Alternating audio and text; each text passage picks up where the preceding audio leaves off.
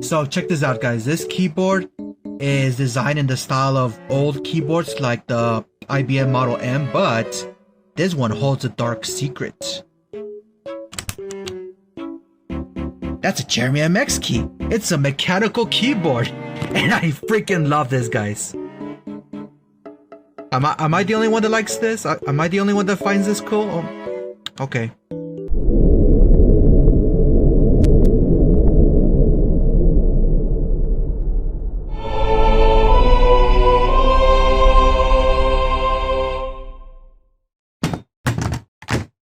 Capture cards. Capture cards are essential for a lot of YouTubers and streamers, you know. They're the way you record footage from video games and stuff, and sometimes webcams, depending on the situation. And I've had my fair share over the few years, you know. Here's the first one I had, which is the Dazzle DVC 100, I think it's called. It's made by Avid? Huh. I did not know that. Okay, but yeah, anyways, this one is very simple. You know, you just plug in your console here. You probably have to use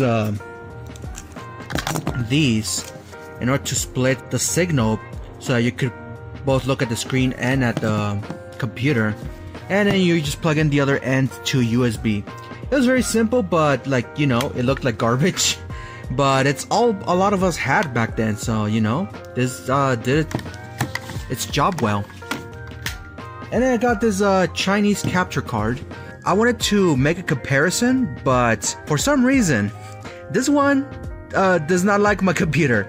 As soon as I booted up, it kept blue screening my computer, and I had to take it out like I was doing emergency surgery or something. It was bizarre. And besides, it only has one input, so you would have to use a splitter in order to do both your computer and your TV. The problem is it can only do up to 720p at 60 frames per second, and it could do 1080i, but I never like, you know, the eyes. I don't like interlaced video. I just hate it, which is also a problem with the Dazzle. Weirdly enough, that one did interlace hardcore to the point where the software actually had de-interlacing software. And of course, there's the EVGA Live Gamer Portable, which I did like a lot. You know, problem is, it does also have a limit of 720p at 60 frames per second when you're not recording using a computer. You see, this one has an SD card, which, you know, with this one, you can actually just plug in your console, you know, as input output, and all you do is you just push the button and it starts recording into the SD card. You push it again and it stops recording. Very convenient. I just got this because I keep hearing about it from Review Tech USA. This video was recorded with the EVGA Live Gamer Portable. This was years before Rich got his horse fetish. Horses are behind me, and they're giddying up and they're luscious. It was a much simpler time. It worked pretty well. Problem is, in order to actually get like 1080p at 60 frames per second, or in order to stream, you would have to download the software for it, which, yeah, it works on like Windows 7, Windows XP, whatever, right? It does not like Windows 10, like at all. Like, I downloaded the software, I booted it up, it just doesn't pick it up. And I tried everything, you know, downloading different versions of the software, running in compatibility mode. Nothing works. So, you know, this just doesn't work on a computer, and I don't know why. And even if it did, like, it's still a pain in the ass because, you know, the software just sucks. And that's honestly what killed this thing for me. And of course, that means that I do not have a capture card anymore. Or so I thought. So yeah, my friends got me an EVGA XR1 Lite, and there aren't that many reviews on it, apparently. I don't know why. I guess it's because it's new, but, you know, I was curious about it. It's a pretty good price. I think it was like 60 bucks.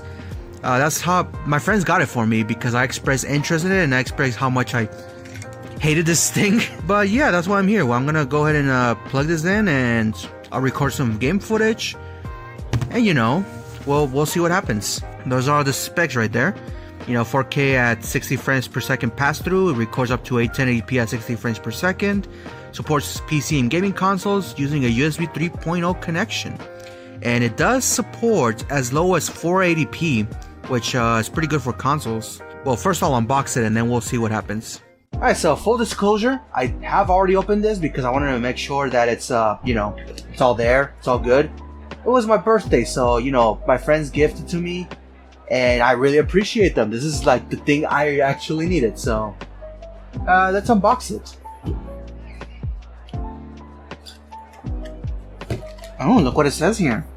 Intelligent innovation. Does have 2 holes with which you can actually get it out, but I put it out in reverse. I guess it actually usually comes like this, and you can just like pull it out like that. But you know, still good stuff. And of course, cables. It's USB-C and high definition media interface, so that's good. And of course, this usually comes in a wrapping, but I, you know, couldn't put the wrapping back on. But yeah, here it is. It's the XR1. That's the bottom. Just, you know, has stuff made for OBS. So yeah, I hope so, man. I hope so. Right here it has a USB-C and HDMI out, and right there it has HDMI in. So that's all there is to the unboxing. It's just a couple of things. Very simple. I don't think it even. Oh yeah, of course the instruction manual. Map style. Well, almost map style. It's just like one long strip of paper. I mean, this is fine actually. This is fine. How dare they? It only comes with 1 language. Anyway, let's go ahead and plug it in and, you know, see what happens.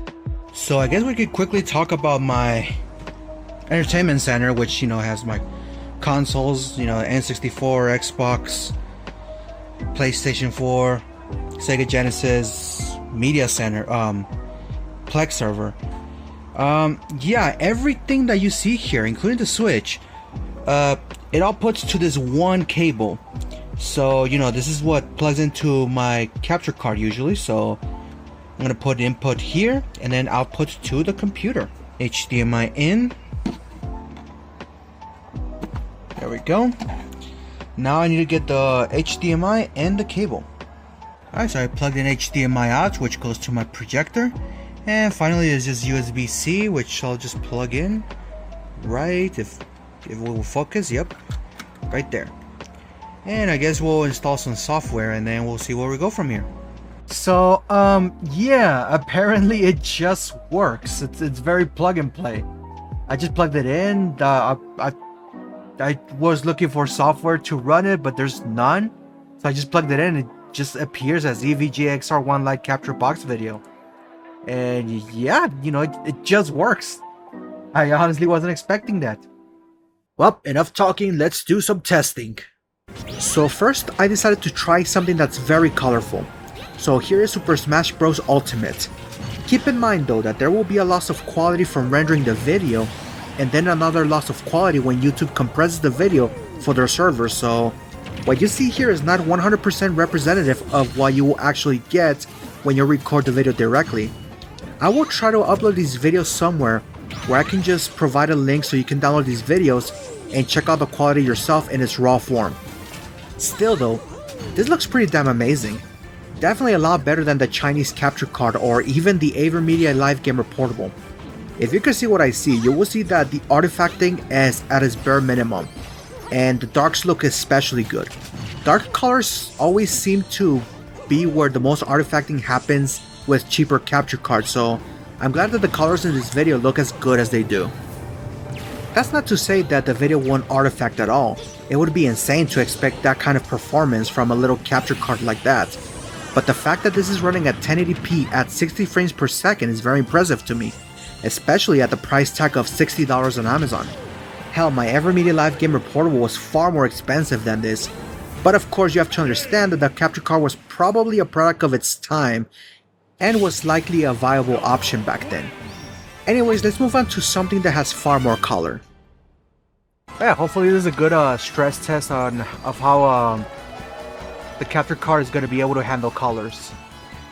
And if it can handle colors fine, you know, with minimal artifacting, then I think we have ourselves a good budget capture card at this point.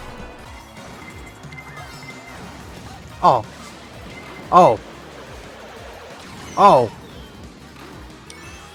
How's it going, guys? I mean, you see how it's going on my side. But yeah, I can at least do the shortcut, so we'll do that. That's gonna be fun. Check this out. Oh yeah! Love that! Alright, let's see if I can solve the puzzle. Yes! Woo! Solve the puzzle, boys! You have to at least leave a like for that, man. You have to. I mean, you don't have to, but you have to. I absolutely love this stage. I do wish it was more like rainbow themed, but I don't know. Like I just like it. I love the music. The stage itself could be better, but damn, it's a damn good stage regardless. You know what I wish Mario Kart 8 had? An actual award ceremony like they did in every other game. But no, it's just like, oh, here's your trophy, go home. Let's see if I'm able to try other games, because, especially on PS4, I want to try some PS4 games, so let's go ahead and just switch to that really quick. Alright guys, now we're going to go into Final Fantasy GE. Let's do that. A bit of a weirder test because it's recording at 60, but the game is at 30, so of course I'm not gonna expect the frame rate to actually increase in the recording, because that's an unreasonable expectation. The only way I can think of to increase the frame rate is by using Twixtor Pro on Vegas, but even then, that's an after process kind of thing. I haven't beaten this game yet, so everything here is actually a new experience for me as well. Kiri, that's what we're doing. She wants us to absolve her of her sin. I'll do a special. Oh, Tifa, you're a little close, aren't you? I mean, I'm okay with that. I love Tifa. Just need to minimize the amount of. Tifa, what are you doing? She's facing the wrong way, guys. What was that? Tifa, you're not fighting Barret. You're fighting the Beastmaster and the thing. What are you doing, Tifa? Alright.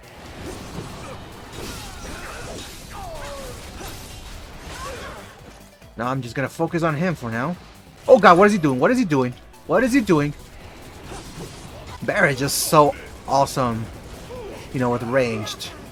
I mean, of course that's his whole shtick, right? Forgot I have a roll, which is actually super useful.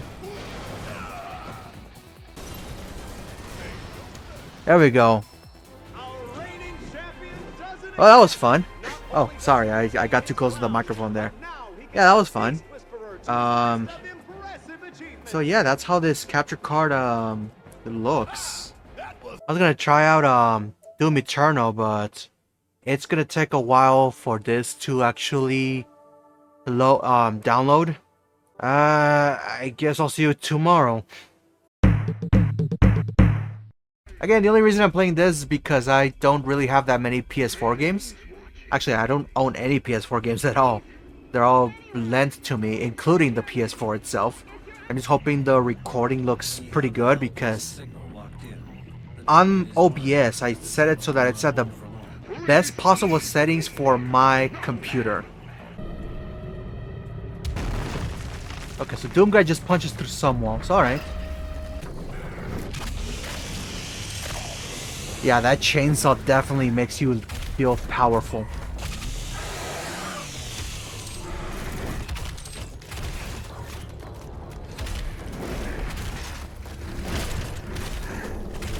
Oh, there's fuel! I guess never mind.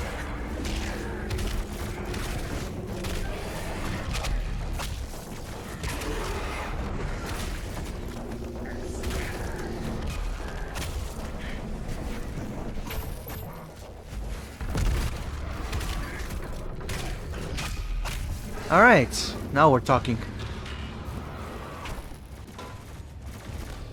Oh, I can drop that far, okay. That's good to know.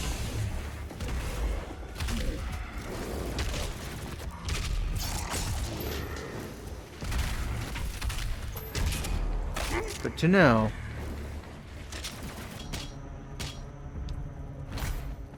Oh, that feels good.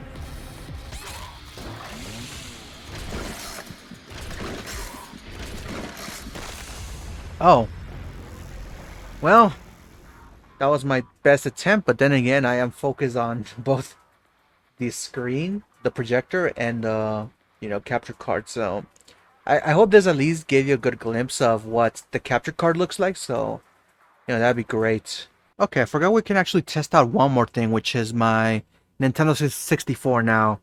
Of course, going to be using an upscaler, so it's not going to look as good. But let's try it. I'm going to go turn it on now. One of my friends got me this game as a gift, which is, Turok 3 Shadow of Oblivion.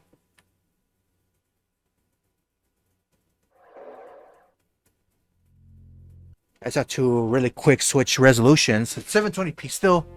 It just sometimes the audio just stops working.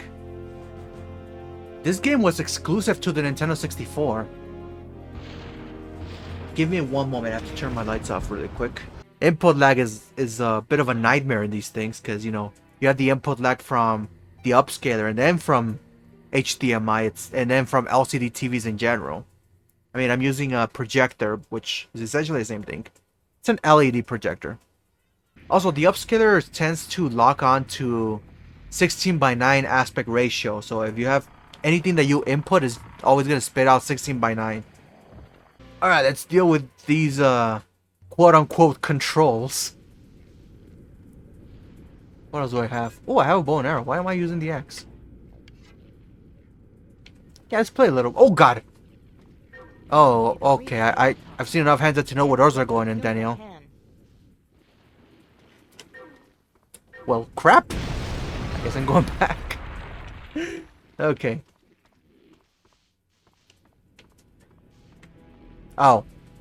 I guess I wasn't supposed to go there. Chapter 1, The Breach. If I really wanted to have a save file that works here, I would probably use the Game Shark just to have like better controls. I use the Game Shark mainly as quality of life, really. Come here, little. Oh God, these controls are not good. So, what do I think of the EVGA XR1 Lite? I'm very impressed. I didn't think I could get quality footage for the price tag that this goes for, which is currently about $60. It does come with some compromises though. For example, even though this capture card can pass through 4K at 60 frames per second, it can only record at 1080p. Also, it doesn't support HDR, so if you're looking for a capture card that supports high dynamic range, you should get an EVGA XR1 instead, which goes for about $100. I don't care much for 4K or HDR, so these are compromises that I was willing to accept. My videos are mostly 1080p anyways, and I stream at 1080p because my internet doesn't allow for anything higher. So, thanks for that, Spectrum and AT&T. So the EVGA XR1 Lite works perfectly for my purposes. For a $60 card, you can get high quality 1080p at 60 frames per second, which is something that I actually can't get with my other capture cards. It's especially impressive that I could just plug it in without having to download any software or drivers, which is awesome because the main problem with the Everyday Live Gamer Portable was the stupid software that just doesn't work. And that was also the problem with my Chinese PCI-e capture card, but with this one the problems are like 100 times worse. So the EVGA XR1 Lite is probably one of the best budget game capture cards that you can get, and I highly recommend it if you want to record game footage and stream. Just so you know though, you do need a pretty beefy computer.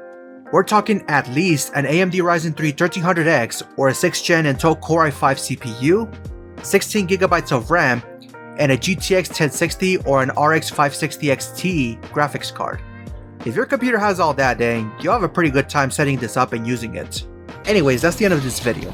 As mentioned, if you would like to see the quality of the videos that I was able to get from this capture card, I'll link those videos in the description. You do have to download them in order to see it as it is though, so keep that in mind. I do hope you enjoyed it, and I request that you hit the like button if you like this video. Subscribe if you want to see more content like this, and as a bonus, you'll get 5 days of good luck if you subscribe. That's right, you get 2 extra days now. Of course, just watching this video gets you 3 days, but don't you want 5 days? You know you do. But besides that, I hope you guys are having a good day, and I will see you guys later.